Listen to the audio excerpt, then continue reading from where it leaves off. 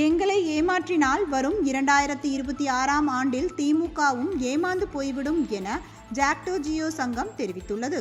பழைய ஓய்வூதிய திட்டம், அரசு காலி பணியிடங்களை நிரப்புவது, ஒப்பந்த ஊழியர்களை காலமுறை ஊதியத்தின் கீழ் கொண்டு வருவது உள்ளிட்ட 10 அம்ச கோரிக்கைகளை அமைச்சரவை குழுவிடம் ஜாக்டோ ஜியோ சங்கத்தினர் எடுத்துரைத்தனர். இது தொடர்பாக செய்தியாளர்களிடம் பேசிய ஜாக்டோ ஜியோ சங்கத்தின் ஒருங்கிணைப்பாளர் மாயவன், அரசு ஊழியர்களின் கோரிக்கை குறித்து கேட்டறிந்த அமைச்சரவை குழுவினர் முதலமைச்சருடன் ஆலோசித்த பின்னர் இரவு 8 மணிக்கு தலைமை செயலகத்திற்கு வருமாறு கூறி சென்றனர். இருப்பினும் அமைச்சர்கள் எங்களை அழைக்கவே இல்லை எனவும், எந்த கோரிக்கையையும் ஏற்க முடியாது என முதலமைச்சர் கூறியதன் அடிப்படையில் அமைச்சர்கள் தங்களை பார்க்க வரவில்லை என்றும் குற்றம் சாட்டினார்.